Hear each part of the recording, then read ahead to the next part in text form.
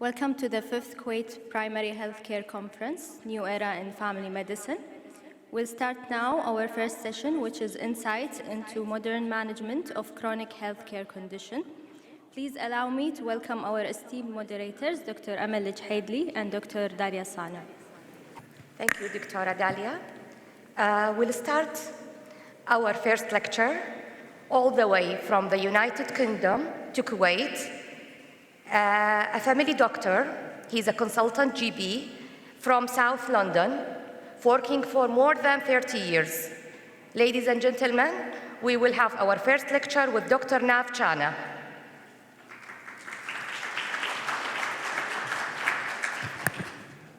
Salam alaikum. Thank you very much for having me to come and talk to you about the practical considerations in looking after people with asthma. What I'm going to do is just try and pick out for you some of the big changes that I've experienced in my own medical practice over the last 5 years. So this is not a complete talk about asthma, but just some of the things that have changed in clinical practice, particularly in the UK. Does that sound okay to everybody? Okay. So what I'm going to cover is some of the things that we think about in terms of making a diagnosis of asthma,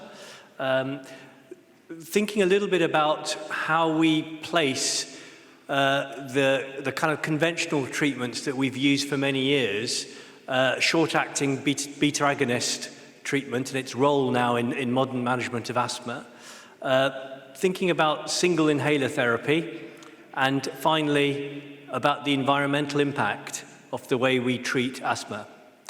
Does that sound all right? Okay. So let's start with how we approach the challenge of diagnosis and particularly monitoring people with asthma. So this is a six-year-old child from my own practice, increasing cough and wheeze, both daytime and nighttime, often triggered after a cold and upper respiratory tract infection, and sometimes finding it hard to breathe.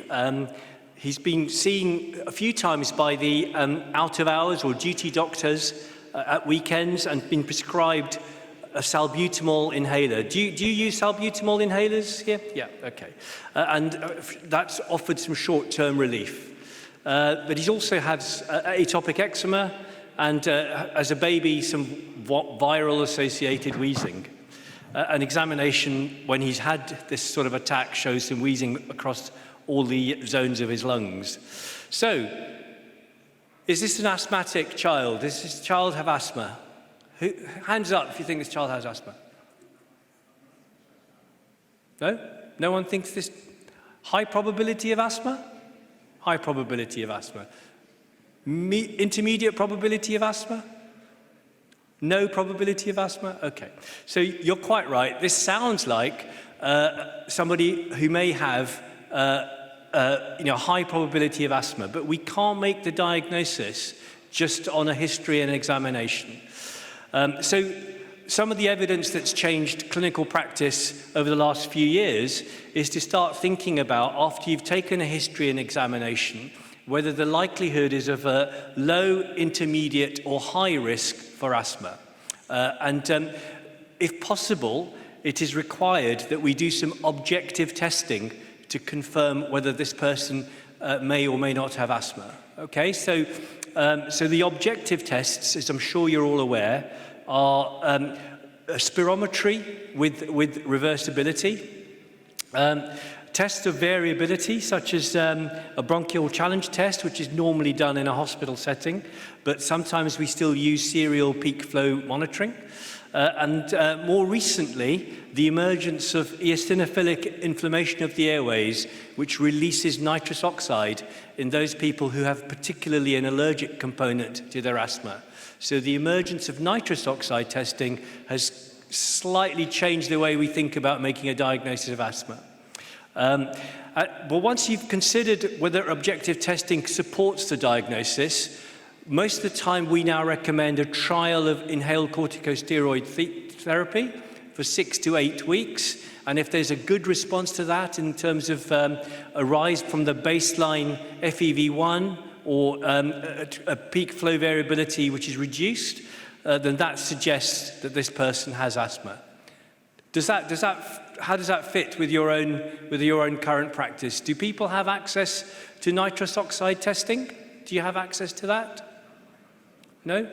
In the UK, it costs about £2,000 for a nitrous oxide machine, which is quite a lot of money. Some of the kind of recommendations in the UK are for the creation of diagnostic centres where this sort of testing capability is available so that we can make the diagnosis more accurately. All right, so history and examination is not enough. We need to support the diagnosis with one or more of these objective tests. So why is that important? Well, a few years ago, there was a lot of concern in the UK particularly about the fact that we were not making the correct diagnosis. So people were being diagnosed as asthmatic, but not actually asthmatic through objective testing.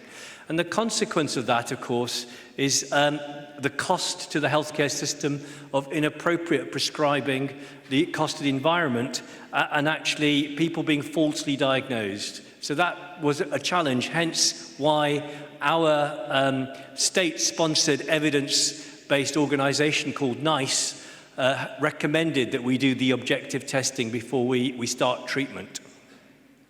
However, what we found since 2019, as summed up by this excellent article in the British Journal of General Practice in 2019, is that despite all the efforts to improve the recognition and management of asthma, there are still an awful lot of deaths, particularly in children with asthma, because we're not making a diagnosis early enough and recognising that they may have asthma at an early enough stage. So we're not learning the lessons that if you have asthma, we get on and treat as quickly as possible and as effectively as possible. So here are some of the reasons why there's a high death rate in children with asthma, particularly in the UK. Firstly, failure to recognise that their symptoms may be due to asthma, an over-reliance on reliever treatments such as salbutamol, insufficient preventive treatments such as inhaled corticosteroids, and a lack of education. In other words, patients, particularly if they're children, and their families not being given personalised asthma action plans. That's what PAAP stands for. Does that make sense to you? Sorry, I'm going to keep checking, all right, just to make sure that we're getting there.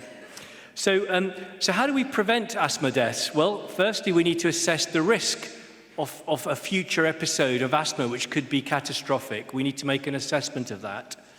And the strongest predictor of future risk is a previous asthmatic episode. So we need to kind of get a better understanding of what someone's asthma history has been like. We also need to kind of monitor how often people are using short-acting beta agonist type inhalers such as salbutamol. And I don't know if this is true for you, but certainly in my practice, people often prescribe short-acting beta agonists as the first-line treatment. And I think things are moving away from doing that, and I'll explain why in a minute. And there's no consensus as to what overuse of these types of inhalers is. So I wanted to share with you something I find very useful called the asthma slide rule, which is a tool that's available online, which you can work with a patient or a family member and gauge how many times a year they're using short-acting beta agonist type inhalers. So you can find out how many inhalers a year they're using, and as a result of moving those slide rules across, you can get an estimation of how many times a day they're using a short-acting beta agonist. And as you all know, the more frequently people are using short-acting asthma treatments such as salbutamol, the more likelihood they have of getting a future episode which could be quite damaging to their health. So I'll move on a little bit. So so we assess the future risk based on what's happened before. If they've had an asthma attack, we do a post-asthma review after about 48 hours. And we try and refer early high-risk patients so we can get them to having the right type of treatment at an early stage. So that's how we prevent future asthma deaths. Is that okay in terms of diagnosis and monitoring? So the big change there, just to summarize, the use of objective testing, okay? Trying to get a better understanding of someone's asthma profile based on largely on how many times or how much overuse there is of short-acting beta-agonist inhalers, and thinking about what we can do to prevent that going forward. So that's the key take-home message based on the latest evidence for asthma. So let's move on to the management side. So here's another child that I've seen recently who's got wheezing most days, sometimes is exercise-induced, using a short-acting beta-agonist again several days a month, sometimes at night, and only uses the preventer inhaler. Clenil, are you familiar with Clenil? Clenil beclomethasone metered-dose inhaler, but not using it regularly. But generally finds just using a short-acting beta-agonist just helps the wheezing. That familiar to you, that sort of story? So, oops. Okay, so which of these is the least appropriate management option of that child?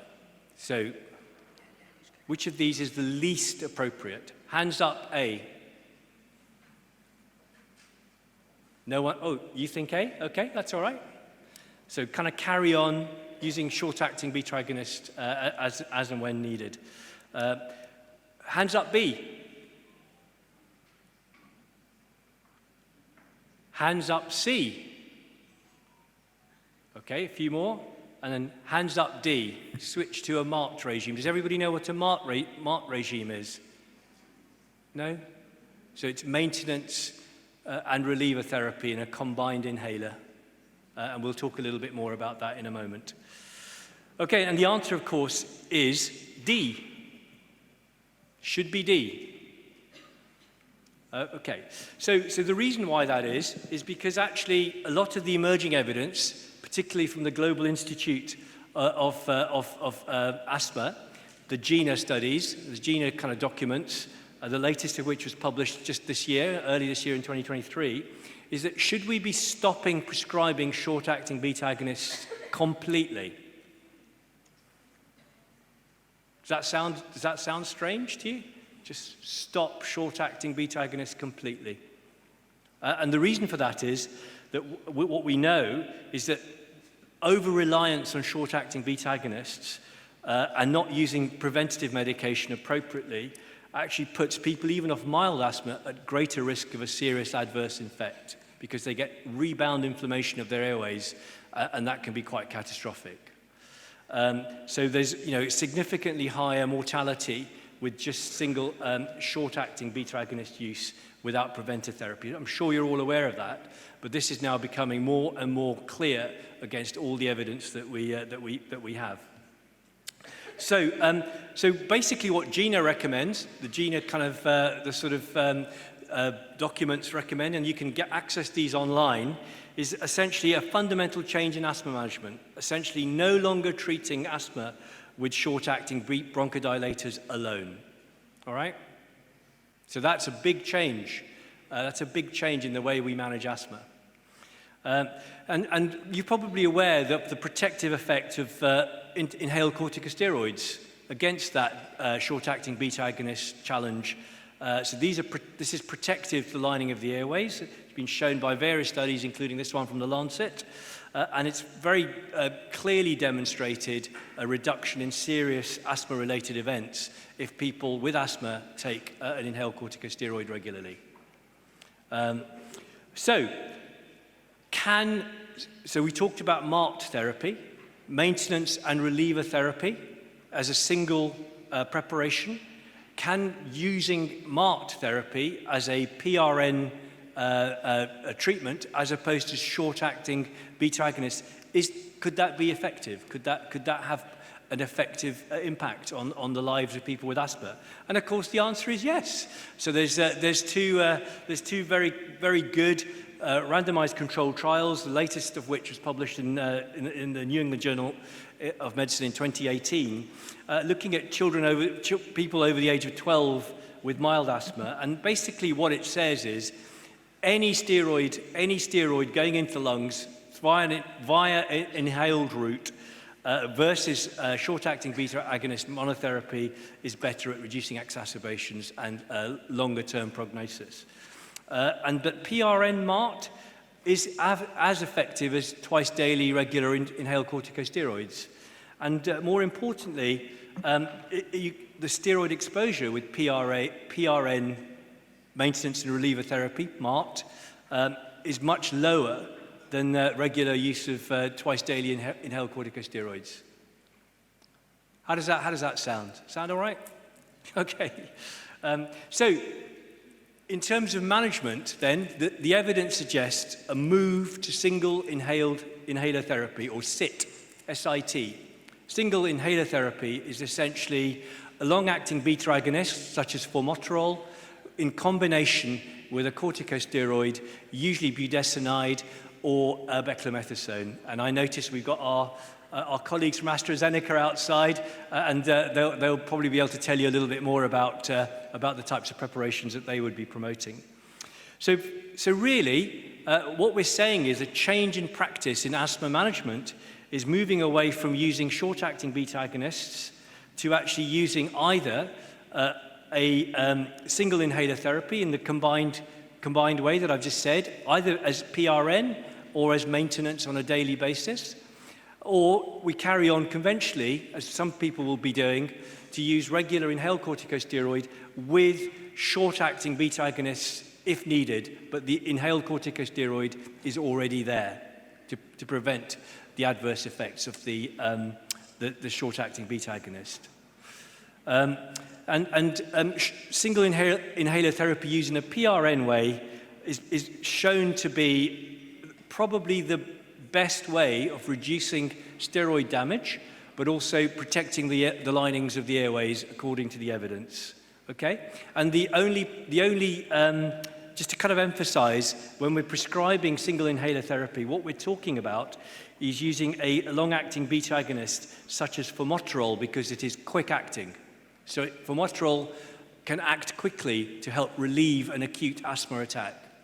Okay, but it's been taken as well as an inhaled corticosteroid. So that is the big change in the management of asthma. So, moving on then to the last bit of this presentation is the environmental impact of asthma and how it affects people with asthma. So, over here we have the kind of potential challenge of air pollution. Air pollution releases these very, very tiny microparticles, less than 2.5 microns. They are very tiny. They're smaller than the diameter of a hair follicle. They're much smaller than a grain of sand, but they're in our environment. They're from exhaust fumes from buses and coaches and cars, and industrial pollution from factories. And what we know is that those very small particles can cause significant damage to the lungs of people, particularly those with asthma. So these fine particles, fine particulates, smaller than 2.5 microns, are very, very destructive to the respiratory health of the population. And so I wonder how in Kuwait, how you're dealing with some of the pollution challenges that might be affecting some of our people. I know where I live in London, the pollution can be very, very damaging at certain times of the year. I've been to India, in Delhi, and you can't go out after 6 o'clock sometimes on the hot seasons because of the denseness of the air pollution. And so it's no wonder that that's a significant cause of respiratory ill health. But if we can't do anything about the environmental impact like that, what we can do is something about what we as clinicians, the impact that we have in terms of managing asthma. So this is UK data based around the National Health Service. When it comes to prescribing medication, that contributes 65 to 90% of the total carbon emissions of the healthcare service. So the kind of journey of drug prescribing and drug taking, including the supply chain for those drugs, contributes the largest proportion of the carbon footprint of the NHS. And of that prescribing footprint, metered dose inhalers contribute the largest component of that. So 25% of the prescribing carbon footprint comes from metered dose asthma or COPD inhalers. Just to put that in context, energy from heating and lighting contributes 40% of the non-prescribing costs, and people traveling to and from contributes 25% of the non-drug carbon footprint costs. Are you surprised by that? The impact of the metered dose inhalers to the planet, the impact on our environment, because it's quite significant. So let me just ask you another question. So which of the following inhalers, do you recognize these inhalers? Do you recognize these brands? Which of the following has the highest carbon footprint? Hands up A. A few hands. Hands up B. Hands up C. Hands up D. The answer will be revealed in a minute. Inhalers in the environment. So this is a Ventolin Evo inhaler, the traditional pressurized metered dose inhaler. Yeah? Can you see that one inhaler consumes as much carbon footprint as a 175-mile car journey? One inhaler. Whereas a dry powder inhaler, which is the bottom of that picture, is contributing only the same carbon footprint as a 4-mile car journey.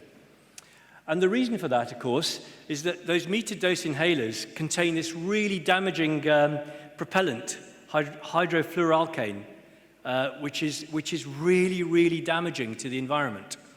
So if we can avoid prescribing those types of devices, that will have a positive impact on the carbon footprint of the kind of world that we're living in. So salbutamol, is the biggest offender. And 70% of prescribing of asthma inhalers in the UK are metered dose inhalers. So in the English NHS, we're not doing very well on this at all. Whereas in Sweden, only 13% of asthma prescribing is through metered dose inhalers, and their asthma outcomes are arguably much better than they are in the UK. So should we just be switching everybody over then to different inhaler devices? What are your thoughts? Maybe? Okay. So how do we reduce the inhaler carbon footprint? So when we're using metered dose inhalers, because some people will prefer to use those, we want to choose a brand and regime to minimize the carbon footprint, okay? The actual, as I said earlier, the types of inhalers, carbon footprint varies quite dramatically. Ventolin Evo inhaler has the highest carbon footprint, okay? So it was the answer A on that set of questions I asked you. Here's an example of some of the other inhalers and their carbon footprints. And you can see that the Ventolin Evo inhaler contributes a much greater carbon footprint than some of the others. So we kind of think about the brand that we're prescribing and the type of device we're prescribing. We obviously want to make sure we're using an inhaled corticosteroid as well to protect the lungs. That will reduce the number of exacerbations. And consider inhalers with a dose counter. Because actually, I don't know if you're familiar with this, but quite a lot of patients never actually finish their metered dose inhaler, or they're still using it when it's empty. So that can't be right, can it? So we need to do something about that. So using the right preparation makes a big difference. Okay, so if you want to know more, there's quite a lot of work going on in the UK about greener practice in asthma. Here are some examples of some of the websites and information that you can get on that. But on that note, I'm going to stop this asthma talk. Is that all right? And I was trying to stick to time. Yeah, very good. You're just sharp on time. Thank you very much, Dr. Chan. We have 2 questions here coming to you, Doctor. The first question, it's anonymous. Has there been any new single inhaler therapy for pediatrics age group in UK? They specify age less than 12 years. I'm so sorry, I found that really hard to hear. Yes, sorry, I'll repeat the question. Bala? Okay. Has there been any new single inhaler therapy for pediatrics age group, specifically less than 12 years old in UK? Single inhaler therapy. Single inhaler therapy? Yeah. Yeah. What? In pediatrics age group in UK. Sorry, I just can't. This is the question comes. Any new single inhaler therapy? Yes. Single regimen, I think. My apologies. I think the sound's going that way. I'm not picking it up over here. Okay, we'll take the second. Okay, I'm happy to kind of come over there and read it. Maybe the one who write the question needs to clarify the points he asked.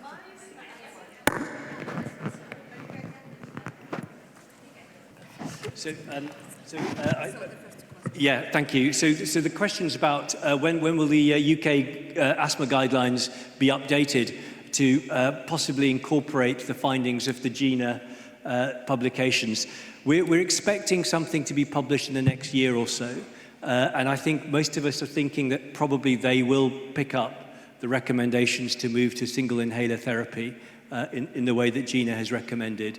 I mean, whether that's done or not, there's a clear move away from prescribing short-acting beta agonists first line now. Has there been any new single inhaler therapy for pediatric age group? Well, maintenance and reliever therapy, MARC therapy, is not licensed in children under the age of 12. So if you're using maintenance and reliever therapy in children, they need to be over the age of 12. However, GINA is saying that it's possible to use low-dose single inhaler therapy preparations in children as young as the age of 6. But that is an unlicensed indication. And it's a question of how you want to take that forward. So if it's unlicensed, that probably means there are some regulatory challenges around that. But I think over time we'll see more and more single inhaler therapy coming on and being licensed for that. This is clear. And one more questions, I think, coming. The first one here. Oh, I'm so sorry. Coming to you. Or it's lagging.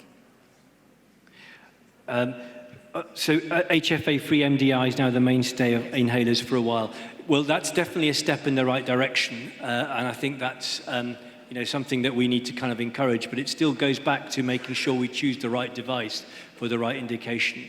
What I forgot to mention in the presentation is, for acute asthma, actually using a pressurized metered-dose inhaler with a spacer is still the most effective treatment. So single inhaler therapies won't work in that particular situation. Thank you very much.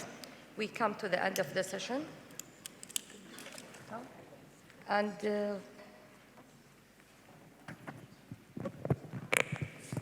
Dr. Nav, before we go, we will ask Dr. Dina to come.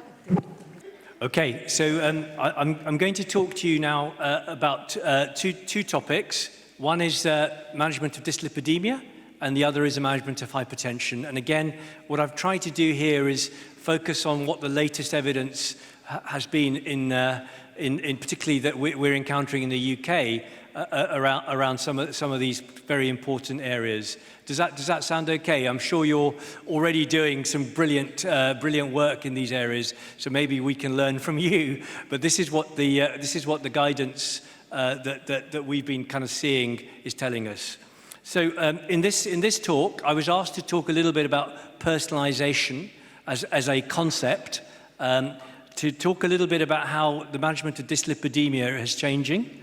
And we're going to focus in this talk on three things: making sure that we're prescribing the right dose of statins, the emergence of new drugs, injectable therapies such as inclisiran, and bempedoic acid.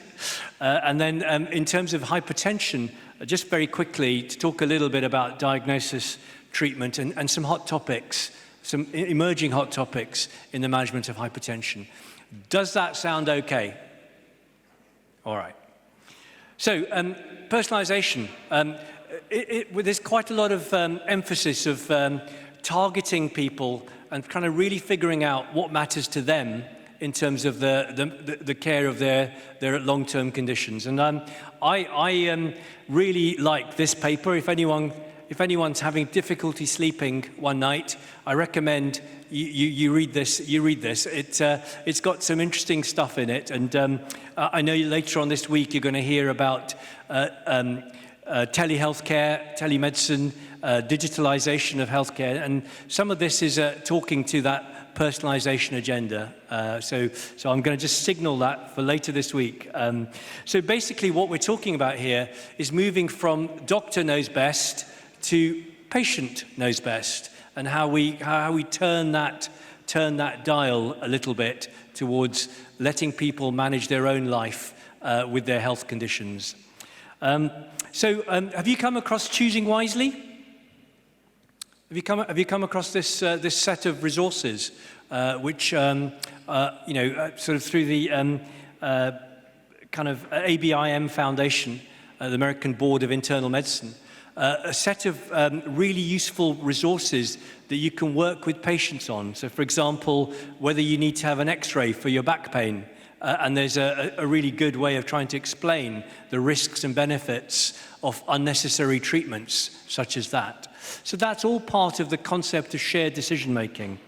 And when I'm talking to patients, I try and follow this very simple framework.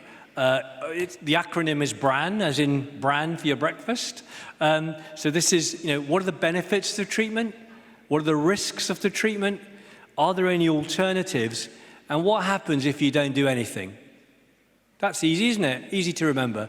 But that's a way into getting into a conversation around personalization. So here, for example, is a decision aid, patient decision aid for hypertension. This is just an example. So if someone has high blood pressure and you're trying to negotiate whether they should maybe start some treatment or not, there's a set of questions you can work through with the patient. So what happens if you do nothing? What happens if you just focus on lifestyle change? And what impact will medicines and other things help with? So this is again available online. These sort of decision-making aids are very useful when we're trying to talk about personalizing healthcare. So this is an example of how you might use a decision aid in helping people decide to get on the right treatment for their high blood pressure. Here's another example of kind of an approach to personalization. This is Choosing Wisely Australia, who make it very clear that actually no lipid therapy should be started unless the absolute risk of the cardiovascular event, unless that's been demonstrated, what the absolute risk of a cardiovascular event is over the next 10 years. So that's quite a profoundly sort of positive statement, but essentially it means as clinicians we've got to understand what the risk is for the patient and then try and explain what that risk means, which is a big change from the way we used to practice medicine even 10 or 15 years ago. Okay, so here's another patient from my practice. His name is Keith. He's 42. He's a non-smoker. He's a little bit overweight, and he's got a total cholesterol to HDL ratio of 4.8 and a systolic blood pressure of 138. Okay, so that's not an uncommon finding, I'm sure. So let's see what his risk is of having a cardiovascular event over the next 10 years. So are you familiar with Q risk? You are. Okay. So this is taken from Q risk 3, again on online access available, and it calculates what his 10-year absolute risk of a cardiovascular event is, and it's set out at 5.5%, which is, depends on what that means. That's a conversation you need to have with the patient. But his relative risk his relative cardiac risk is 3 times greater than what you call a normal person of that age with no other risk factors, such as being overweight and having a slightly high cholesterol.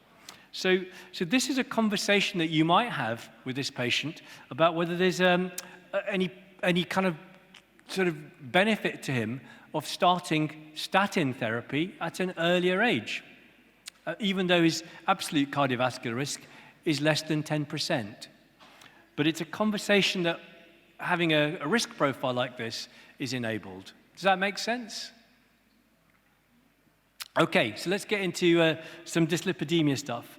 So no doubt, is there, secondary prevention, cardiovascular disease, people should be on maximum high-intensity statin therapy, dose 80 milligrams.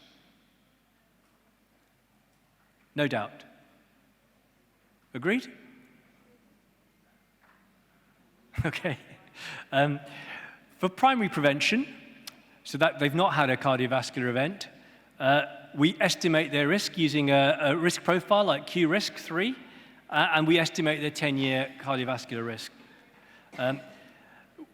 Remember that cardiovascular risk using those tools may underestimate the risk if people are already taking medication or they're type 1 diabetic, or if they've got chronic kidney disease with proteinuria. So we have to be a little bit cautious about interpreting Q-risk scores in these types of patients, and definitely also in younger people. But emerging evidence suggests that we should consider, and consider is consider, not do, have a conversation with somebody, even if their 10-year cardiovascular risk is below 10%, but there are risk factors that might be amenable. It's a conversation that we have with them about maybe starting statin therapy at an earlier age than perhaps we would have done even 5 years ago.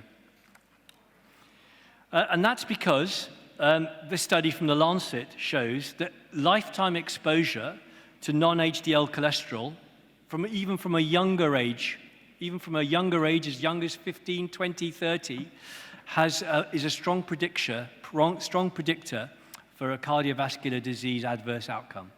Okay? So arguably, the earlier we start treatment, we can modify that risk not only at the individual level, but at the population level as well. So that's a bit of emerging evidence, and I think our kind of NICE in the UK is kind of reviewing its guidance on the primary prevention of people with Q risk below 10%, and maybe that will change over the next year or two as well. Okay, let's move on. So really, what we're saying here is that the first step for someone with an adverse lipid profile is to support them with lifestyle change, right? And I don't quite know what the risk factors for lifestyle change in Kuwait are, but where I work in South London, quite a lot of people don't take enough exercise. The diet is full of fried food, lots of unhealthy behaviors such as cigarette smoking, tobacco smoking, and so on. So we kind of need to kind of look at all of those things as well as thinking about the treatment. So we would offer, note the word offer, statins for primary prevention if the 10-year Q risk is greater than 10%. So that's kind of established UK practice. And the dose that we would use is kind of 20 to 40 milligrams high-intensity statin, such as atorvastatin. But remember what we just said, don't rule out using statins for primary prevention if 10-year risk is less than 10%, if we're concerned about other factors that might be important. So don't forget, that's a change in the evidence. Okay, so let's move on.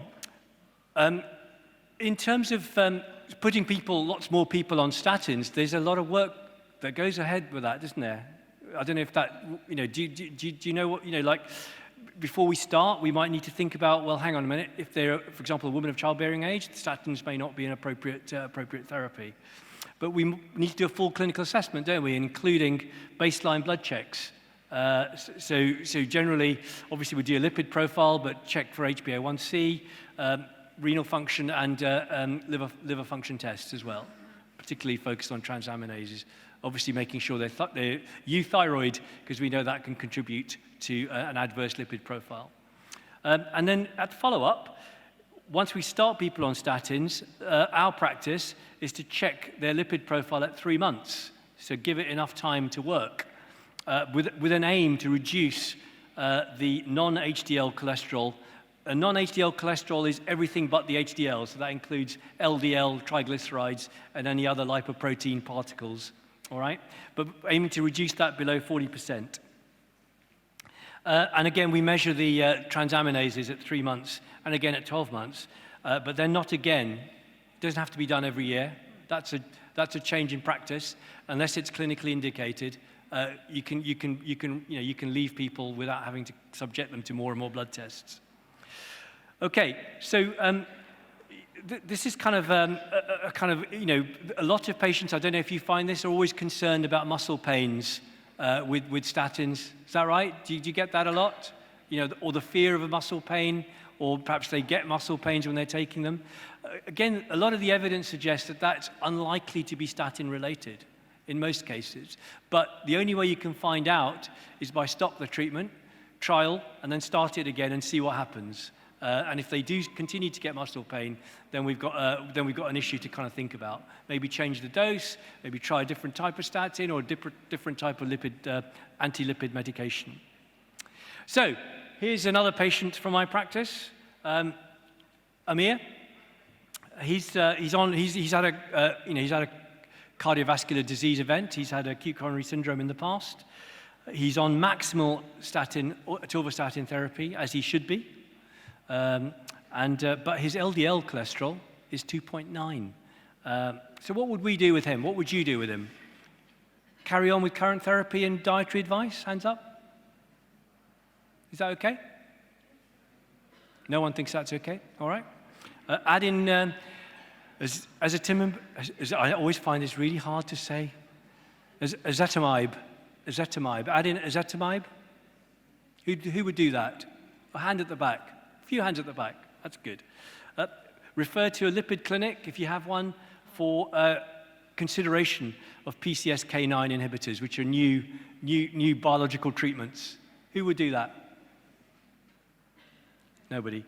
Consider inclisiran, injectable. One person would do that. And consider bempedoic acid.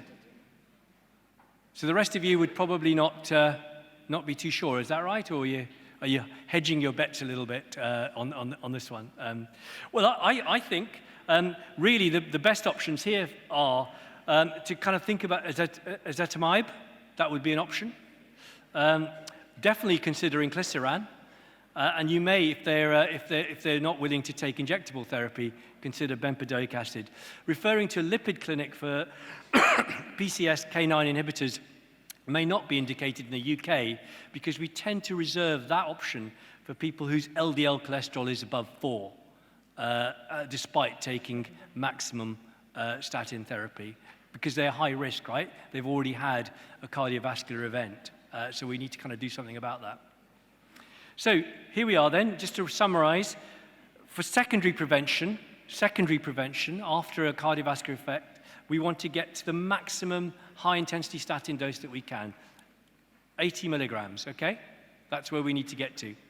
Too much of my practice in the UK, people not putting people on this maximum dose. People still operating at a much lower dose. So we need to change that practice.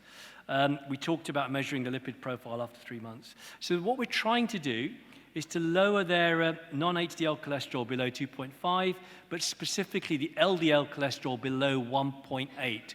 So that's been a change in the monitoring. In the old days, it used to be below 3, right?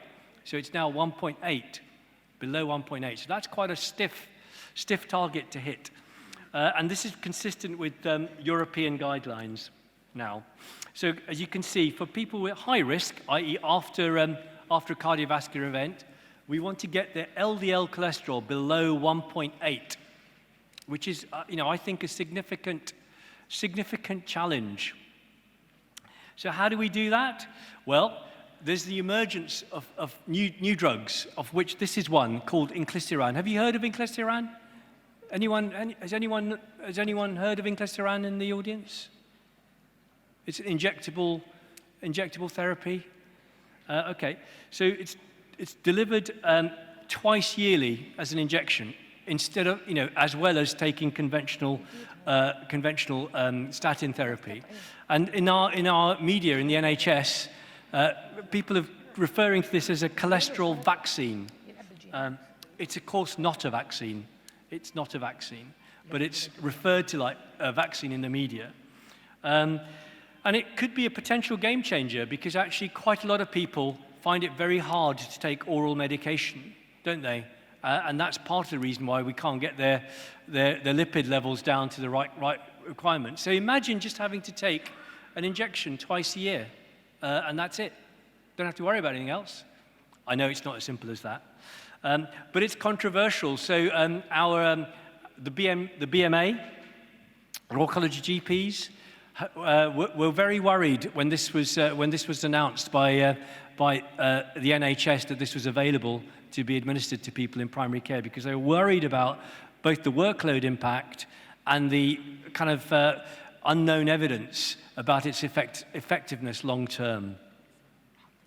Okay, so just to sort of summarize then, in secondary prevention, if we're not achieving the target of reducing the LDL cholesterol below 1.8, the nice recommendation is to add in ezetimibe, 10 milligrams daily. So in addition to maximum oral atorvastatin, 80 milligrams, you add in ezetimibe. Reassess at 3 months. If the LDL still remains above target, the recommendation is to consider starting injectable therapy using a drug like inclisiran. All right? That's where we've got to. Or if the LDL cholesterol is very high, as I said, above 4, or certainly above 3.5, as it says in this slide, to refer to a lipid clinic for PCSK9 inhibitor therapy as well. If statins are not tolerated, if an oral statin is not tolerated, ezetimibe on its own is indicated. And if that doesn't work, then there's this thing called bempedoic acid, which I've never prescribed, but that's available for people who are intolerant of taking oral statins. Okay, so inclisiran is definitely not a vaccine. It works on the PCSK9 pathway, and I have no idea. I can't remember what that is, what enzyme that is, but I'm sure you can look it up. But what it does is it reduces the degeneration of LDL receptors in the liver. So there are more LDL receptors available, and that helps to sweep up all that extra LDL cholesterol that's floating around in people's bloodstreams. So that's how it works. And it's different from the other PCSK9 inhibitors because it's not actually a blocker of that. It's actually blocking a bit of the pathway. So it's one of these new drugs, a gene silencing drug. It's a new type of medication that's being developed by our pharma colleagues, and we're going to see more and more therapies like this, which is targeting particular genes in the way that they work. As I said earlier, it's twice yearly injection, and you don't need to monitor. It's safe from that point of view.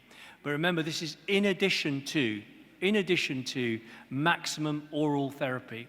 That's the nice recommendation.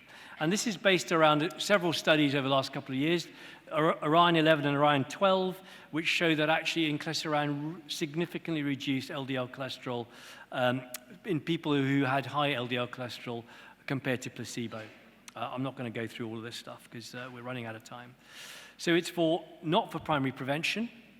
Remember that, it's not for primary prevention, it's for secondary prevention. But it's definitely available for people who are not able to lower their LDL cholesterol using conventional oral therapy. Okay. Bempedoic acid is another drug that's available. I'm not going to say too much more about that, but it's licensed by NICE for use in the NHS for people who are intolerant of oral statins, particularly in cases of primary prevention. Right, moving on to hypertension, and we're nearly at the end of this, so you can get on with your award-giving ceremony. So this is kind of guidance updated in 2022. I'm sure you're all very familiar with this. The big change on this slide is moving away from clinic-based blood pressures to either ambulatory blood pressure monitoring, or if that's not available, to 7-day home blood pressure monitoring. And I think that's been a big change in practice over the last sort of 5 years or so. Okay, I'm not going to go through the targets for treatment there, but essentially what we're trying to do is looking at people who've got home blood pressure monitoring, for example, above 135/85, as being a kind of consideration whether they may need to start antihypertensive therapy. But again, that's based on our shared risk decision conversations that we spoke about earlier. So we're always trying to kind of think about lifestyle change as a first mechanism before we offer drug treatment. Anyone with stage 2 hypertension really should be offered medication. I think the opportunity to not treat people early enough is missed there, because what we're trying to do is prevent strokes, aren't we, in the population. Otherwise, for people with stage 1 hypertension, we're again looking at their 10-year cardiovascular risk profile, and then maybe having a conversation with them as to whether they should start antihypertensive treatment at that stage. And again, consider treatment in people under the age of 60, even if they have a 10-year risk below 10%. I'm not going to go through the treatment schedules. You're all familiar with that. Just to be aware, though, that if you're diabetic, the first choice tends to be an ACE inhibitor. Yeah? And if you're from an African or African-Caribbean background, alpha receptor blockers are probably best first line. Or calcium channel blockers, depending on which is your preference. The other medications I think you all know about, so I'm not going to go through that. And then just to finish off then, 3 things. One, monitoring targets standardized across all the various conditions. Do you remember there used to be different standards for CKD, there used to be different standards for diabetics, et cetera, et cetera. So unless you're a type 1 diabetic with significant proteinuria, the target that we're looking for at clinic blood pressure monitoring is 140/90 or less if you're under the age of 80, or 150/90 if you're over the age of 80. Obviously, it's 5 millimeters less if we're using home blood pressure monitoring as your monitoring standard. 2 other things that the evidence is coming up with. Have you come across chronotherapy? This is the kind of evidence that was published about 3 or 4 years ago about maybe taking your antihypertensive medication at night time might have a better effect on blood pressure control and cardiovascular outcomes. Do you recall that? So quite a lot of people started switching to taking their antihypertensive medication at night time. Well, the latest evidence, published this last year, refutes that, shows no benefit from taking medication at night time versus morning time, or whenever people take it. So this is an emerging area, and I think for me, the important thing is not when you take your tablet, but whether you take your tablets and you remember to take them. And it doesn't matter what time of day it is, whether it's morning, evening, or lunchtime. It's just whether you remember to take them. And I'll just finally highlight this bottom one here, that if we look at ambulatory blood pressure monitoring, we find in the community about 10% of people whose blood pressure actually goes up at night time when they're asleep, as opposed to go down, which is what you'd expect to happen. And these people are called people who are reverse dipping. And reverse dipping is actually quite a profound signal for an adverse hypertension-related cardiovascular outcome. So if possible, we need to identify who these 10% are and maybe consider starting them on antihypertensive treatment a little bit earlier. But again, emerging evidence in that area. Okay, so with that, I'm going to stop and allow you to enjoy your celebration at the prize-giving ceremony.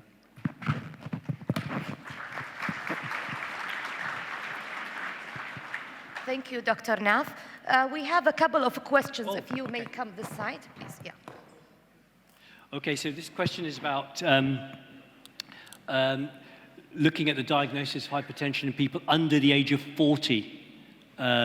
And I didn't go through it in the slide, but for me, that's a group that does need quite a comprehensive secondary care or other assessment to make sure they don't have a secondary cause for their hypertension. So beware people under the age of 40 with potential hypertension.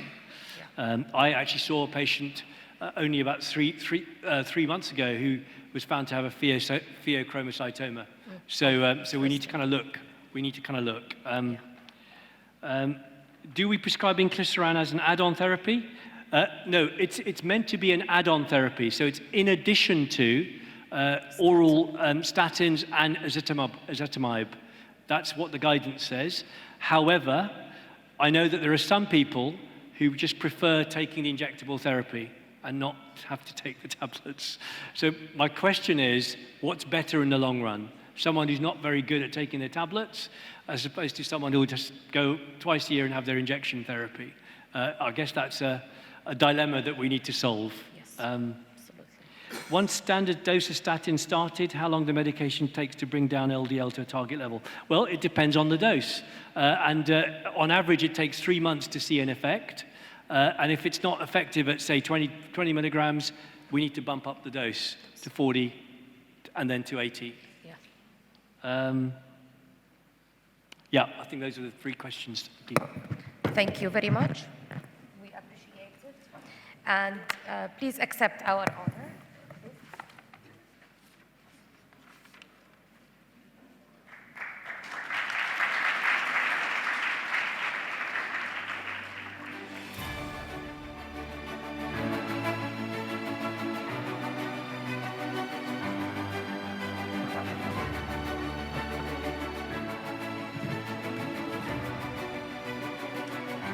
Assalamu alaikum. Our second lecturer, he's Dr. Mohammed Farghali. He's a consultant family physician and diabetologist. He's a professor at Dubai Medical College, consultant advisor for health insurance system in Dubai. He's a member of United Arab Emirates National Diabetes Committee, Cancer Committee, and Dubai Health Authority Diabetic Board. Accredited trainer and examiner in family medicine by the Royal College of General Practitioners, UK, and the chairman of Family Medicine Scientific Committee. He's a leading the value-based healthcare program in Dubai. Welcome, Dr. Mohammed. He will be going through 2 lectures. The first lecture, it will be chronic care model and the emerging needs for people living with NCDs, and the other one is diabetes, distilled updated ADA guidelines for type 2 diabetes. We prefer, Dr. Mohammed preferred to be the lectures after each other, and at the end of the 2 lectures, the questions it will be answered by Dr. Mohammed, inshallah.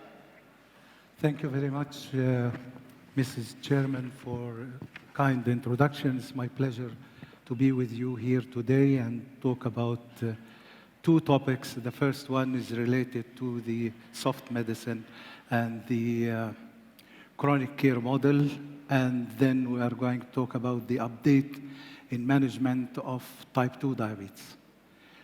When we talk about chronic care models, when it is a soft medicine, I would like to start with the conclusion.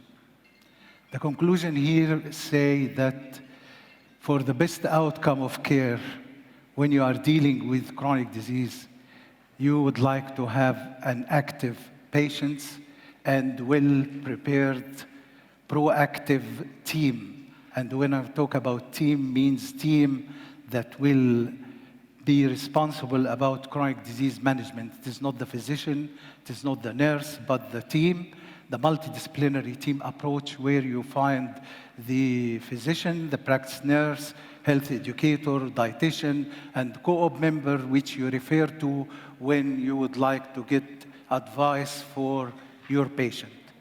So we know, all of us, the chronic disease is a recurrent disease usually affecting persons for more than 3 months. It is not a non-communicable disease with longer duration, or it is not resolved spontaneously and are rarely cured completely. chronic disease versus chronic illness. If we talk about chronic disease, it is from the medical perspective. And if we talk about illness, it is from patient perception, where the patient suffering from the chronic disease and they suffer from the effect of chronic disease. There is a difference when you are going to treat acute disease versus chronic disease. We know the models of consultations, the medical models, and the patient-centered approach. If we are talking about the acute treatment, patient can be passive receivers, means patient will listen and you tell the patient you have to do this or you have to do that. These models we always talk about parent to child. So you have to do this and you have to do that. In chronic disease management, the condition is completely different. We are talking about adult to adult. So the patient is your partner and you would like to build the relation with your patient in order to get the best outcome for care. So the paradox now is if we are going to treat in the old model, in this century, it will not work.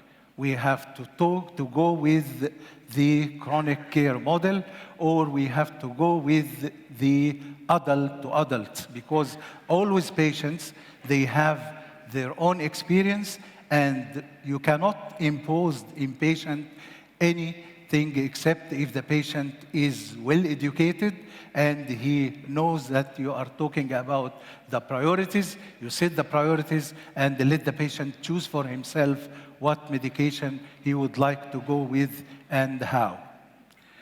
Chronic care is the case now. We are in the era of chronic care. As you know, there is a linear relationship between aging and the chronic care. If we look to the life expectancy in our region here, in the MENA region, our life expectancy now reaching 78.3. We are matching almost like European and American, and there is always a relationship between aging and the chronic disease. Again, you have all the governments are going for universal health coverage. So everyone should have the right to get medication and the access to care equally in all parts of the world.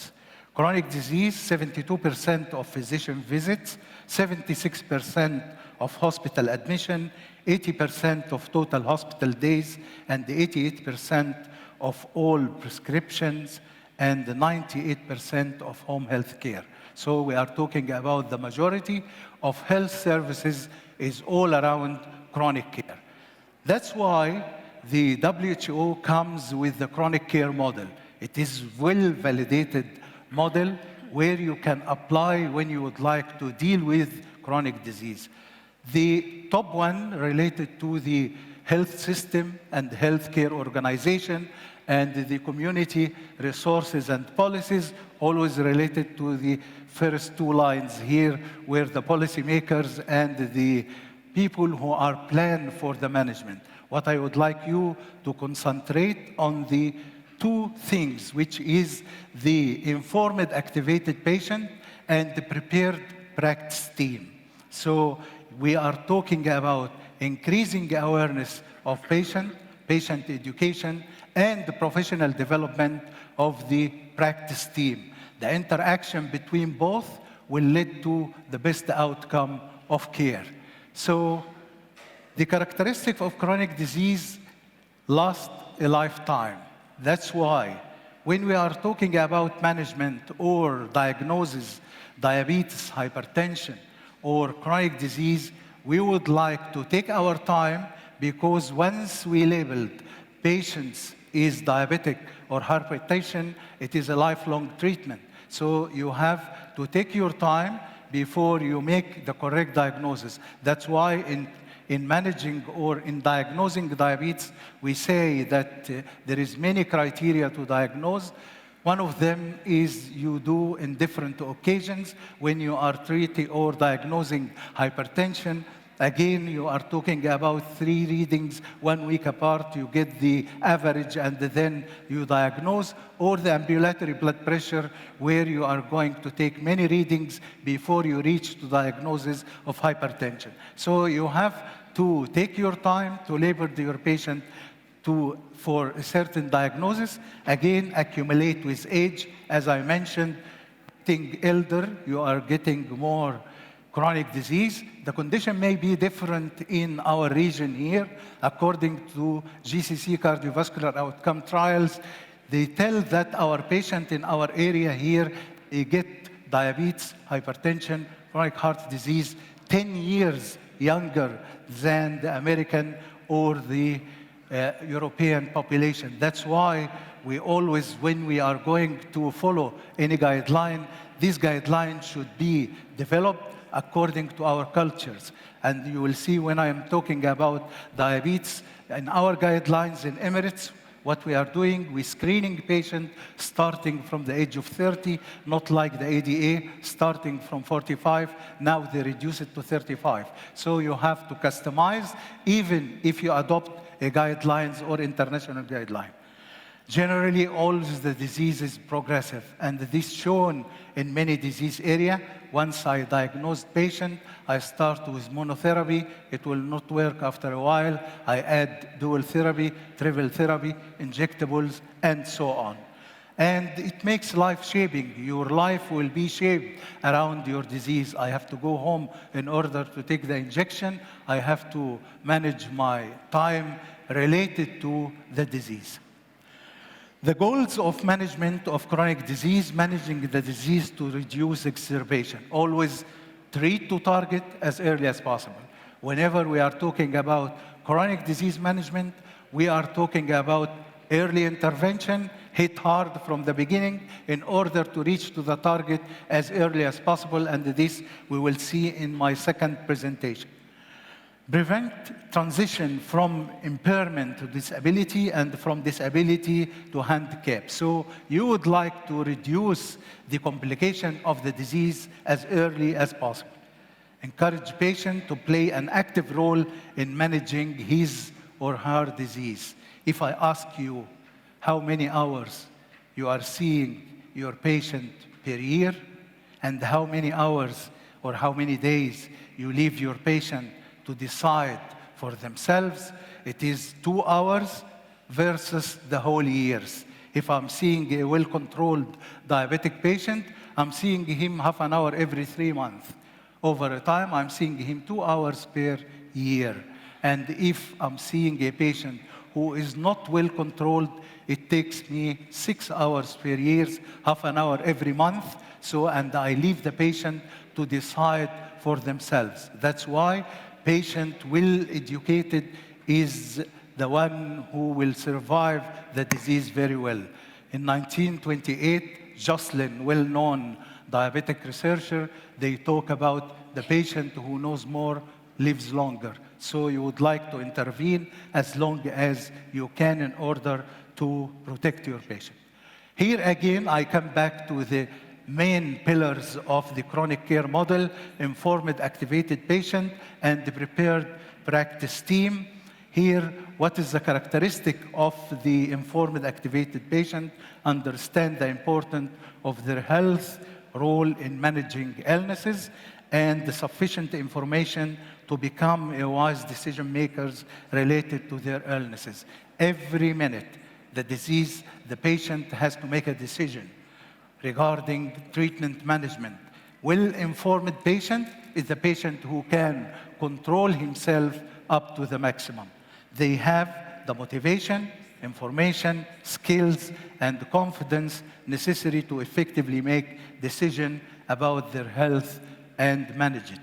What about the characteristic of practice team? Organized, trained, and equipped to conduct productive interactions. So at the time of intervention, they are ready, and decision support and the resources necessary to deliver high-quality care. High-quality care is the care which you give to the patient on the right time in order to get the best outcome for our patient. There is new definition related to the chronic care model, prevention, patient role, time and the place. If we are talking about prevention, prevent exacerbation, reduce expensive utilization.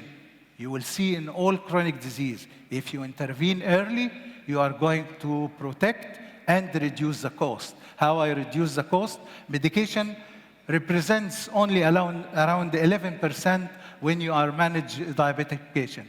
And the complication, if you delay in managing of your diabetic patient, it costs us around 89% of the expenditure. Again, prevent the dysfunction and avoid heterogenic effect. Time, episodic versus encounter. In primary care, I know that in primary care, I'm a primary care physician since ages, so we consider ourselves masters of communications. When you communicate with the patient, this is the best role in managing your patient. The patient develops the confidence in his treating physician.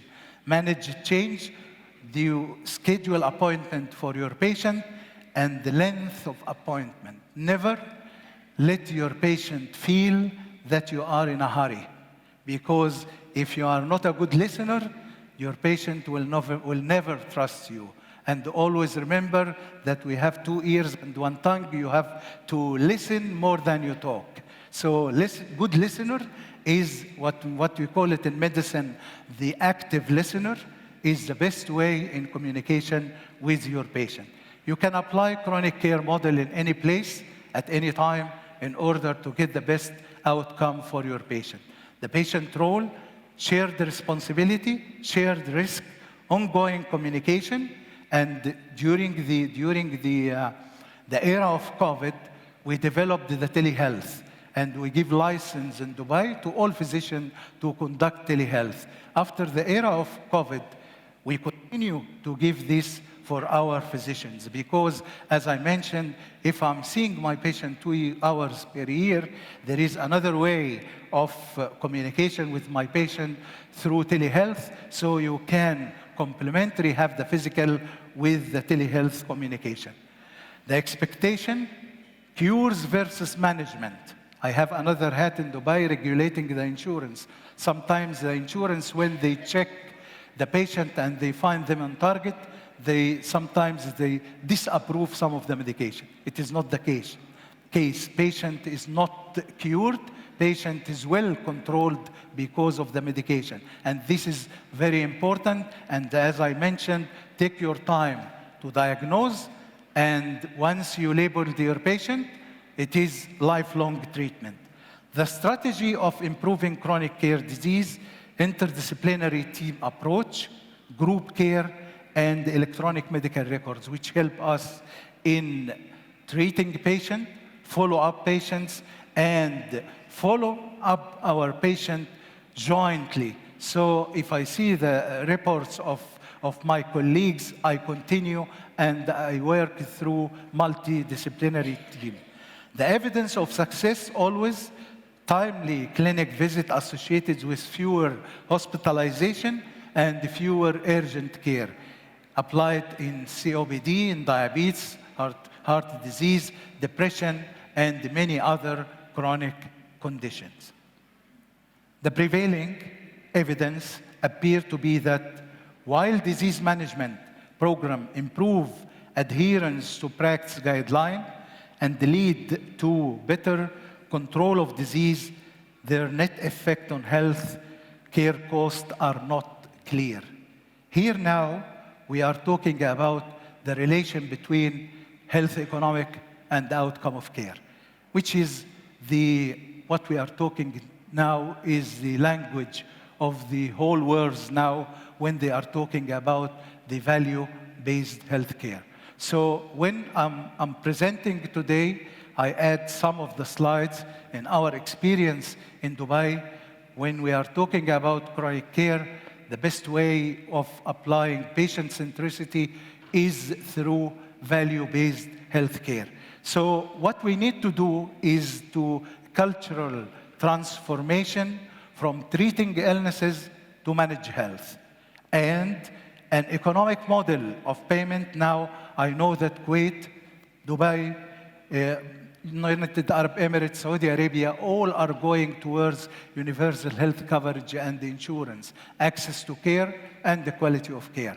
When you have the access to care, you have to have a quality in providing such care. So if you are going to pay for service, you are going to pay a lot. No single country can afford to give all the services for their clients except through changing the model of payment from pay for service to pay for outcome. So the outcomes that matters to the patient is the way to pay in order to apply value-based healthcare. Patient centricity is enabled through the value-based healthcare. So instead of episodic treatment, holistic approach for our patient. You are going to reward the healthcare providers based on the outcome of care, not based on the number of service. In 2022, July, we launched our program of value-based healthcare in Dubai, where we are treating to target for the best outcome of care in all chronic disease. So the model now is we are moving from volume to value. Whatever value you are get for your patient is the best way in order to improve health and patient centricity. So in IJADA programs, which we introduced to Dubai, we have 3 pillars: clinical outcome, economical outcome, and for the first time in our region here, we are introducing patient voice, patient-reported outcome, or what we call it, PROMs and PRIMs. PROMs is patient-reported outcomes, and the PRIMs is patient-reported experience. So not only you are going to treat and didn't get feedback from your patient how the disease affected their lives, but one of the assessment criteria of healthcare providers in Dubai is to assess the clinical linked to the economical and the patient-reported outcome. The patient report how the disease affects his life. It will be through the system. It is through the automated system. Doctors in their clinic, they will have a pop-up of the patient report on the way he get treated and if he is improved or not. So in IJADA project approach, we developed what we call it the indication for major diagnostic categories. We know because we now have the big data in Dubai from 2014 till 2023. We have a big data. Analysis of this data will tell us which disease area are more prevalent, more episodes, and more expenditure. We'll put priorities of this disease. We develop the guidelines, local or adapted guidelines. We disseminate this guideline to the market. We train both providers and payers on the best practice. We have situational analysis of the match and the mismatch between guidelines and the practice, and then we come with the distribution of KPIs, collect the KPI and reassess the market and see the improvement after applying all the indicators related to IJADA. We have 20 or 30 disease area. We are covering from 2022 to 2025. We covered now around 16 disease area where we have data for these 16 disease area and the performance in such disease areas related to many disease according to the priorities. For example, when we are checking the expenditure in health in Dubai, around 14% of the expenditure are going to respiratory disease, unjustified prescription of antibiotic.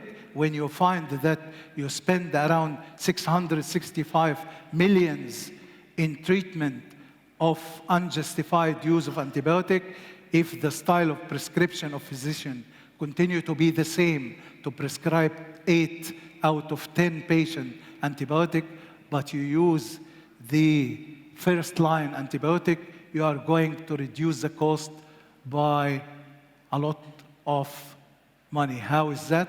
Most of the physicians are prescribing a course of antibiotic which cost us around 124 dirham per patient, and this is not the first line, this is the second and third line. If you go with the first line prescribing antibiotic for respiratory tract infection, amoxicillin, it cost us 15 dirham per patient. So in studies which is published for us in Dubai, we check 4.9 million episodes of respiratory tract infection, and we check the prescribing of antibiotic.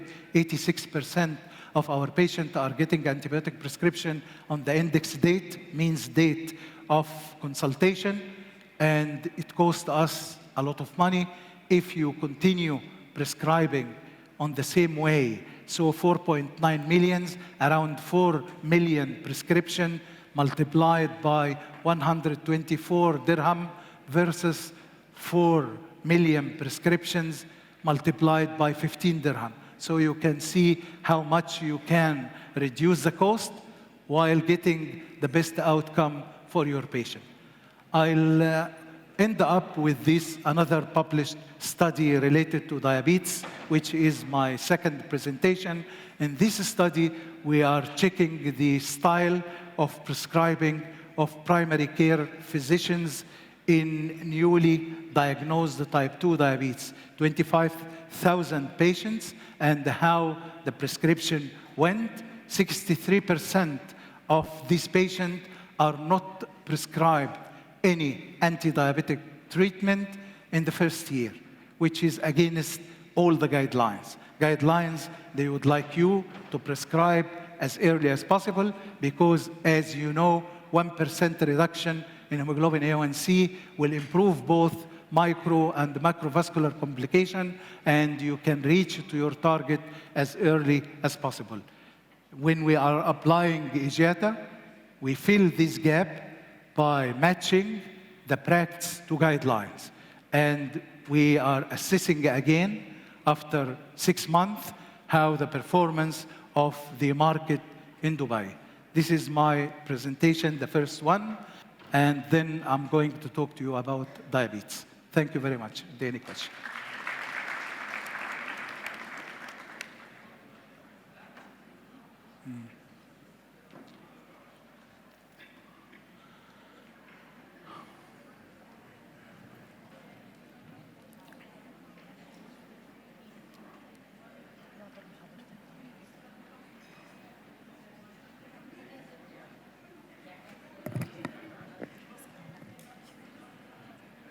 In this presentation, I'm going to talk about type 2 diabetes and type 2 diabetes management, update in the management of type 2 diabetes.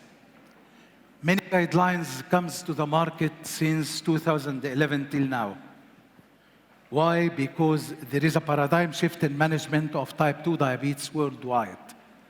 Why is that? Because of the cardiovascular outcome trials, which happened in 2015, 2016. Namely the LEADER trials and the EMBARACK trials. So before you start the treatment to any of your patients, you have to risk stratify your patient.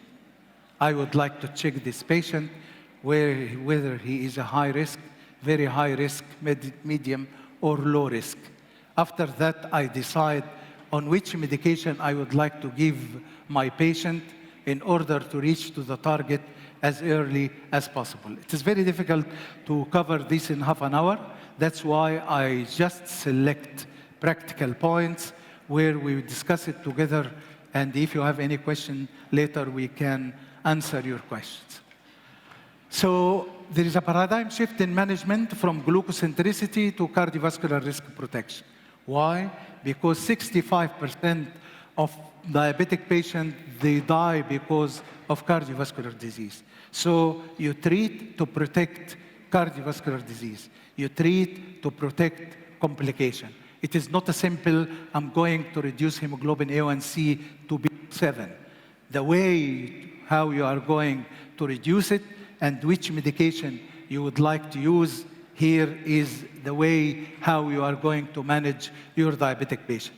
As you know, diabetes is high volume, high frequency. According to the IDF latest Atlas 2021, there will be an increase in our region by 95% in 2035 or in 2040. If you look to the prevalence of diabetes worldwide, there is 1 in 11 who are diabetic. If you look to our region, GCC, 1 in 4 or 1 in 5 are diabetic. So we are talking about high volume, high frequency problem. The first message you would like to keep in mind is the relation between diabetes and obesity. We know that we are one of the most region in the prevalence of overweight and obesity. Kuwait, Emirates, Saudi Arabia, Egypt, all of us are either overweight or obese. And there is always a linear relationship between obesity and the diabetes. If your patient is overweight, the possibility to get diabetes is 28%. And if your patient is morbid obesity, the possibility to get diabetes is 93%. So we have to consider obesity as a disease and treat obesity in order to reduce the prevalence of diabetes. Many medications are coming to the market. Still, the targets, we are not on target. In US, you find that around 50% are not on target below 7% hemoglobin A1C. And the 90% of the patient between overweight and obese. So you would like, when you would like to hit, you would like to hit hard. Treating diabetes, you treat obesity, and you treat ABC, A1C, blood pressure, and cholesterol. 3 together, you have to approach. According to STENO2 trials, it shows that when you have a holistic approach to diabetic patient, you are going to get the best results for your patient.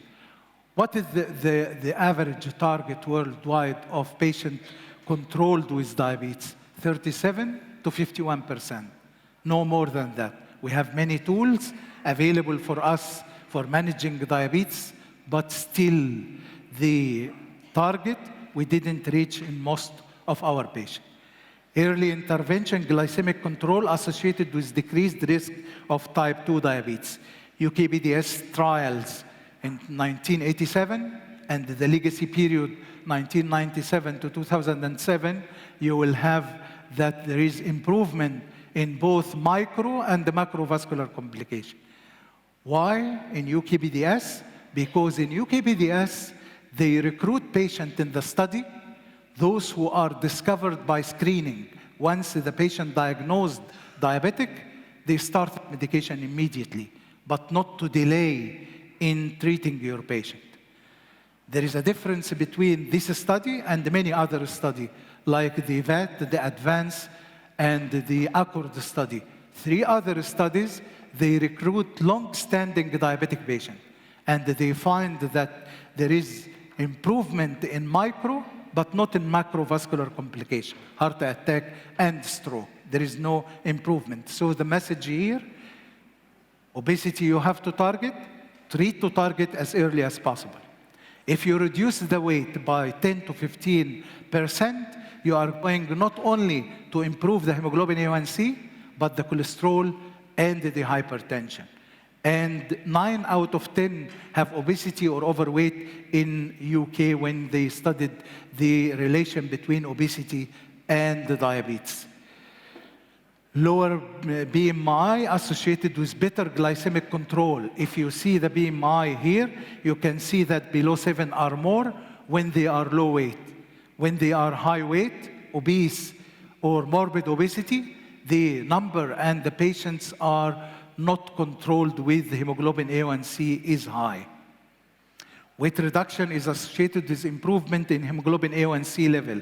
If you reduce 5 kg, 5.2% have hemoglobin A1C below 6.5. If 5 to 10 kg reduction, 28%, 10 to 15, 60%, and 15 kg, you're reducing 70%. Latest study from Glasgow, a direct study in 2018, published what we call the direct study. This direct study, if you are going to reduce 12 to 15 kg of your patient, you are going not to delay, you are going to reverse diabetes. How you reverse diabetes? Patient, certain criteria of recruiting patient. Patient should be insulin naive. You didn't start them insulin. Patient should have diabetes below 6 years. And you are going to reduce the weight by 12 to 15 kg. Patient stayed 2 to 3 years without medication with hemoglobin A1C below 6.5. So there is a major evidence that relation between diabetes and obesity, and if you reduce obesity, you can either control diabetes or reverse diabetes. It is well known again from UKBDS that 1% reduction of hemoglobin A1C, it will reduce amputation by 43%, reduce microvascular complication by 37%, myocardial infarction 14%, and stroke by 12%. If I reduce hemoglobin A1C by 2%, I multiply these figures by 2. So early and intervention can help and treat diabetes. According to American Diabetic Association, American Heart Association, 5 to 10% weight loss, up to 1% reduction in hemoglobin A1C. 1% reduction in hemoglobin A1C is very good percent reduction in hemoglobin A1C. If you are using DBB4, DBB4 only reduce 0.06 hemoglobin A1C. 1% reduction can be by sulfonylurea or metformin. So when you use the weight reduction, you are going to add on to your patient.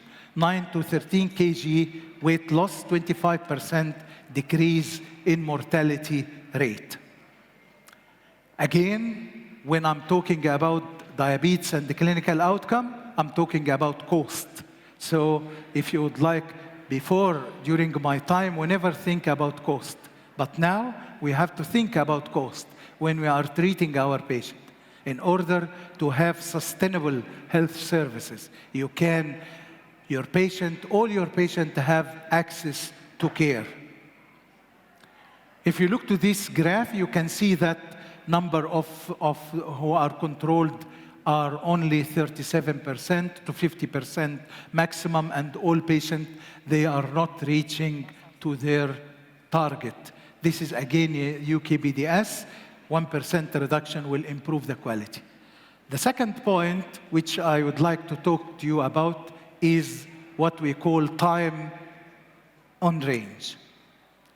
If I ask you if I would like to do blood test for my patient, how I'm going to assess? I'm going to assess fasting plasma glucose, postprandial plasma glucose, hemoglobin A1C, and the casual plasma glucose. What about time and range? Time and range is the best indicators which shows how your patient is well controlled. How is that you are going to take many tests during the day, and your patient should be throughout the day between 70 and 180 milligram. Means that he will not go into hypo and he will not go into hyper. You can have two patients with hemoglobin A1C 7 with different prognosis. The patient who has hemoglobin A1C 7 and have most of the time his blood sugar is on range, he have a better prognosis than the patient who is his hemoglobin A1C is 7 and he have hypo and hyper spike, because hyper and hypo is a very bad prognostic test for your patient. So this is again, it shows your patient when he has hypo and hyper, and this you cannot detect it by hemoglobin A1C.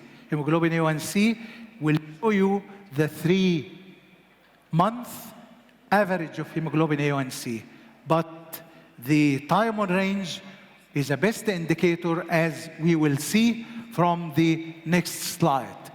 If you look the time on range, which is green, you would like your patient to be most of the time between 70 and 180. If he is in yellow, he is in hyper. If he is in red, he is in hypo. So you would like your patient 16 hours per day is on time on range, which means that 70% of the readings of your patient throughout the day falls between 70 and 180.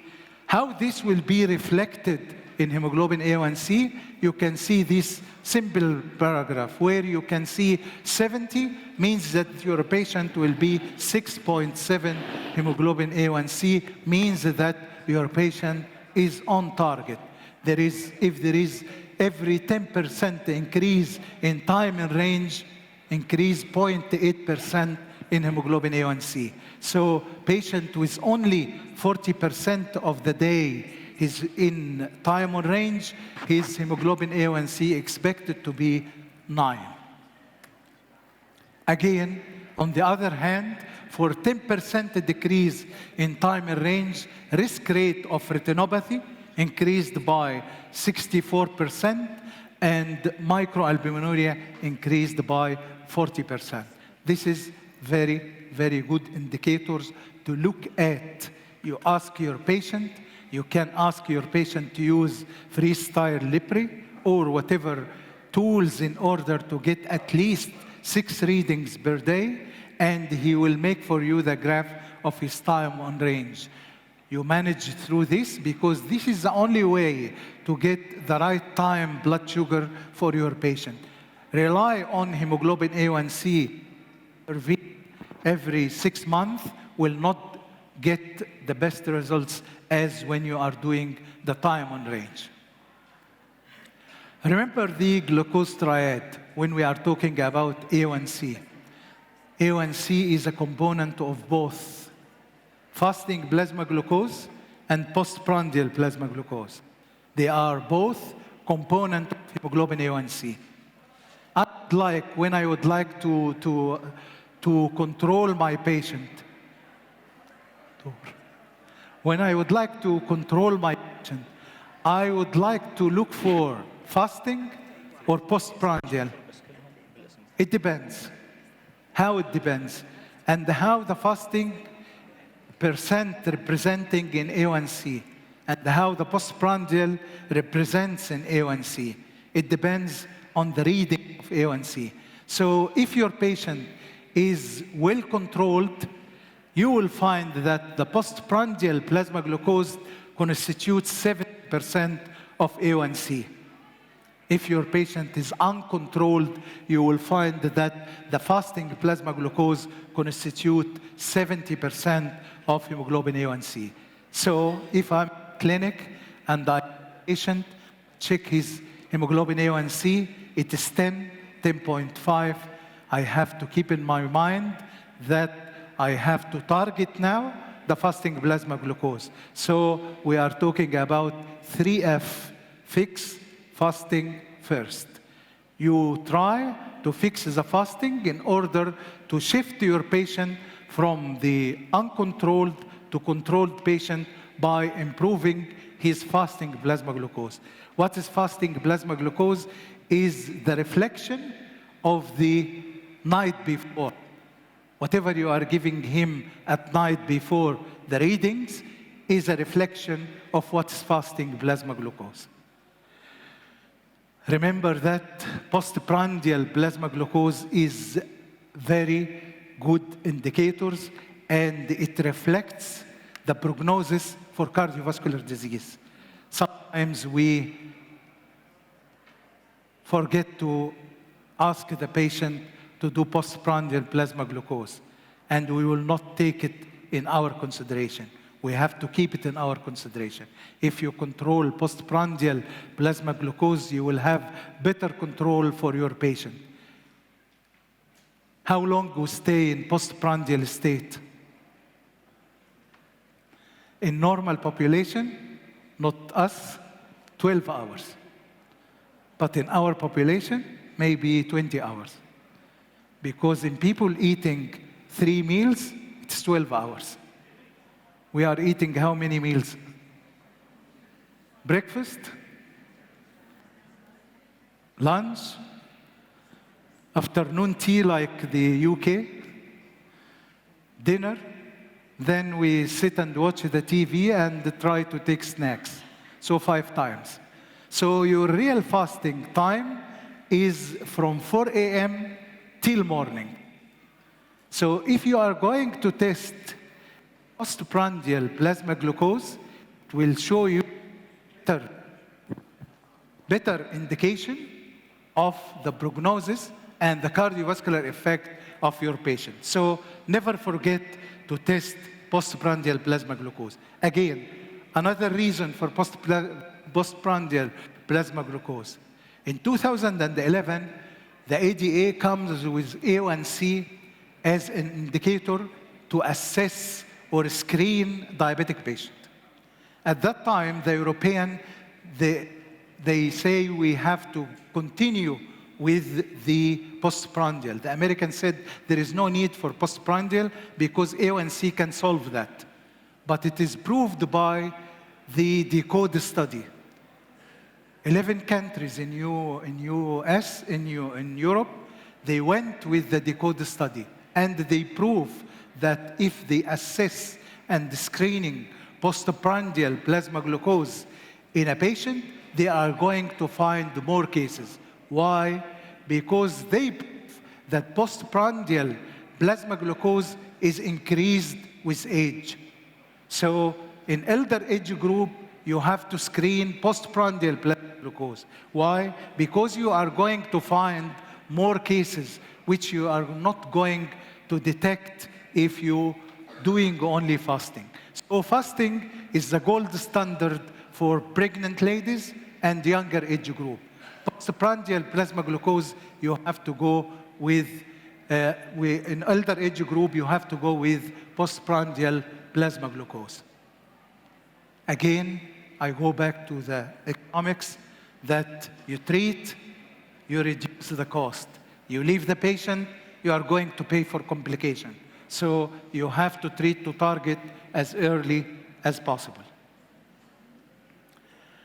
As I mentioned from the beginning, that there is a paradigm shift in management from glucocentricity to cardiovascular risk protection. 65% of patients die because of cardiovascular disease. This is the group of the cardiovascular outcome trials which change our mind in management of diabetes. Many times before 2000, there is only little medication we are using, sulfonylureas and metformin. After 2000, we have new medications coming to the market. And if you look at the guidelines change from 2015 onwards 3 times. You have the ADA is the consensus, Canadian guidelines, NICE guideline, Canadian guidelines, and our UE guidelines, Saudi guidelines. Everywhere there is a new guidelines which talk about the paradigm shift in management. You can't just generalize for your patient, that newly diagnosed patient, I have to start them on metformin. It is not the rule now. The rule now is once I see my patient, I have to do risk stratification of my patient. If the patient with atherosclerotic cardiovascular disease, chronic kidney disease, heart failure, I have to go either with GLP-1 receptor agonist or SGLT2 inhibitors, as proved by the LEADER trial and the EMPIRIC trial. In 2015 comes the EMPIRIC trials, where they are talking about starting your patient on either SGLT2 inhibitors, in cases the empagliflozin, DABA, and all this medication you can start once you risk stratify your patient to atherosclerotic cardiovascular disease, chronic kidney disease, or heart failure, and so on. As I mentioned, in 2019, the European or the American Heart Association are coming with the cardiovascular risk stratification, very high risk, and moderate risk. Based on that, you are going to treat your patient not only for diabetes, but for diabetes, hypertension, and hyperlipidemia. So for diabetes, you have a target. In primary health care, below 7. In American endocrinology and for endocrinologists, below 6.5. And now, if I'm going to treat lipid, we have to go beyond HDL cholesterol. We have to go for non-HDL cholesterol as second target. How? Based on risk stratification of my patient. So my target will be for LDL below 55, below 70 in high risk, and below 100 in the moderate or low risk. More 130 and more 160. Below 100, below 70, and below 55. Why is that? Because if you are asked which one I go lower, hemoglobin A1C or the blood pressure or LDL cholesterol, we will say LDL cholesterol, because if you look to the ACCORD trials and the patient who comes down to below 6, they got cardiovascular risk rather than in the other group. That's why they stop the study early, because of the cardiovascular risk if you go lower than 6.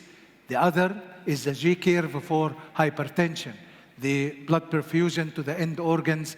If you go very low, the blood perfusion will be less, but the proved evidence that if you treat to below 55, the patient will get benefits. 3 out of 4 patients with heart attack, they have high LDL cholesterol, which you have to treat to target. So prevention of cardiovascular disease in patients with diabetes and pre-diabetes, lifestyle, diagnosis, glucose, blood pressure, and the lipid, all of them you have to treat to target. And this is the way when you are going to treat type 2 diabetes. I just get 2 snapshots from the latest guideline. Patient with atherosclerotic cardiovascular disease, chronic kidney disease, you have to select between SGLT2 inhibitors, GLP-1 receptor agonist. If your patient is drug naive, you have to start on this. If I have a patient who is in metformin and he comes to my clinic, his hemoglobin A1C is well controlled, 6.5 or below 7, I have to check his risk again. If he is high risk, I have to add either SGLT2 inhibitors or GLP-1 receptor agonist, irrespective of his hemoglobin A1C, because of cardiovascular protection. This is my last slide, and this is the latest guideline related to the management of diabetes. When we started the treatment of diabetes, we talk about patient with atherosclerotic cardiovascular disease, chronic kidney disease, very risk, or patient with heart failure, and the other group is patient without. Now, they add in the new guidelines another column related, if your goal is to reduce weight. So your goal to reduce weight, as I started my presentation, the link between weight and the diabetes is main target again now in order to treat patient. So if my patient with atherosclerotic cardiovascular disease, chronic kidney disease, heart failure, I should start him either on SGLT2 inhibitors or GLP-1 receptor agonist. If not, I'm going to treat him with metformin as first-line treatment. But if my patient and my goal is to reduce weight, I have either to use the semaglutide or the tirzepatide. You know what's tirzepatide? I heard it. Mounjaro.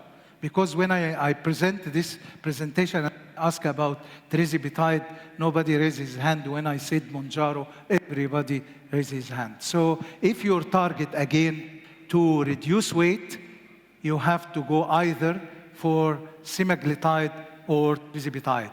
which one I choose? Based on evidence. What is the evidence in both? In case of weight reduction and hemoglobin A1C, the SERPAS study, SERPAS 2, SERPAS 3, head-to-head trial between the semaglutide and tirzepatide, it shows by the end of 40 weeks, the weight reduction in tirzepatide is 11.7 kg versus 5.7 kg in case of semaglutide. And when you are talking about the other one, the reduction in hemoglobin A1C is 2.3. The only competitor for 2.3 reduction is the insulin. I'll end up with this statement: to avoid therapeutic inertia, reassess and modify treatment every 3 to 6 months.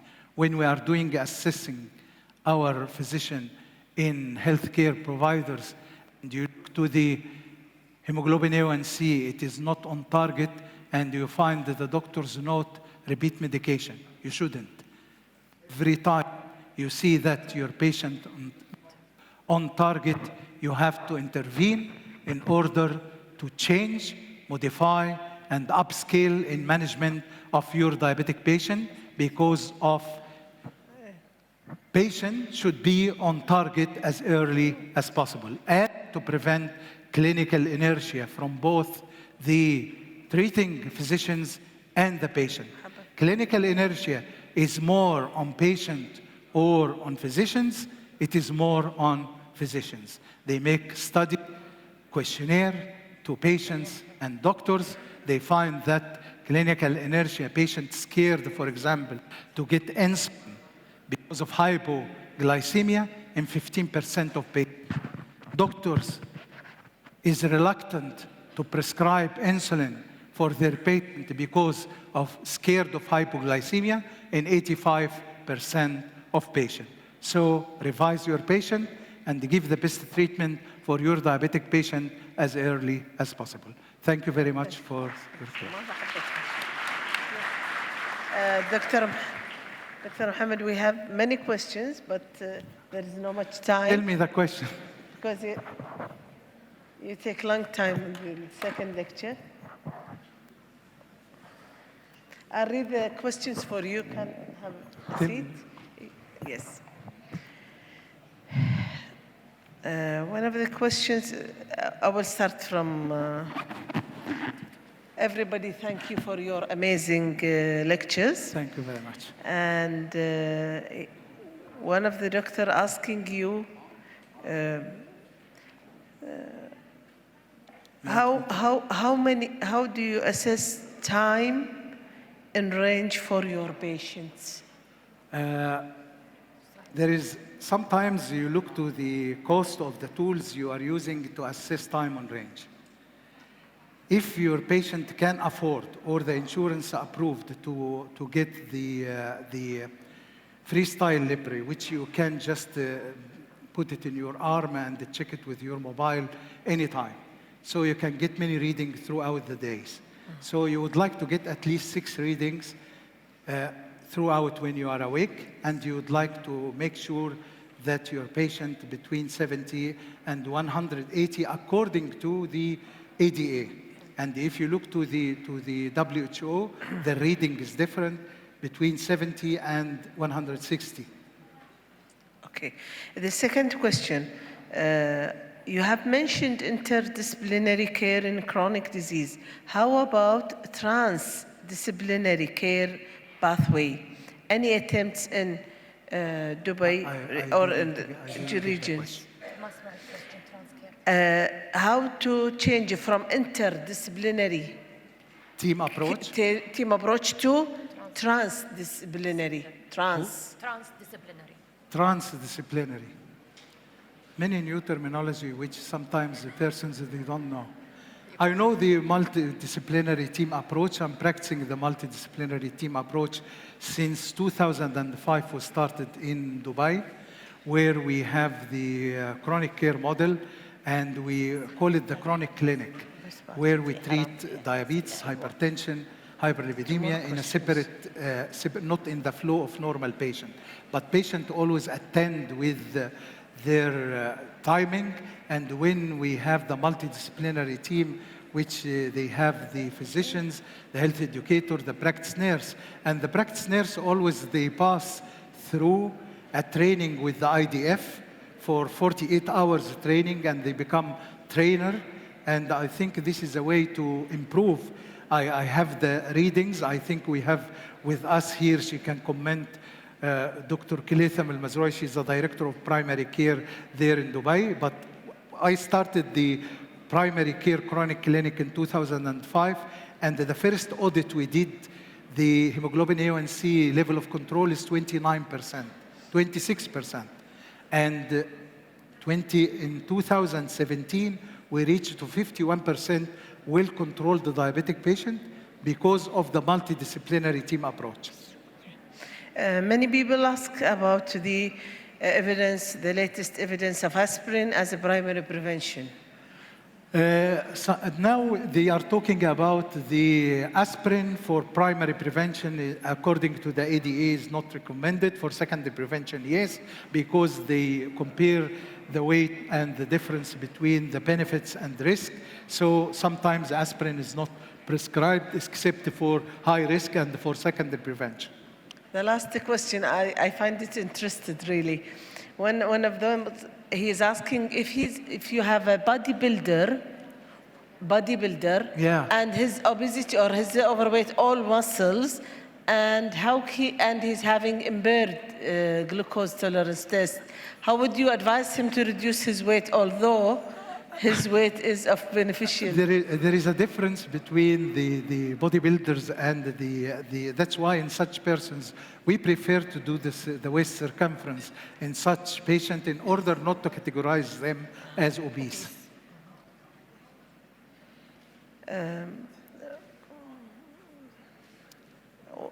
Last question, inshallah. Second last. Is there any time? I don't know the organizer. There is time? طيبة؟ خلاص. Time? Finished. Thank you very much, Dr. Mohammed. Thank you very much. إن شاء الله. ممكن بس نكرمك. Thank you.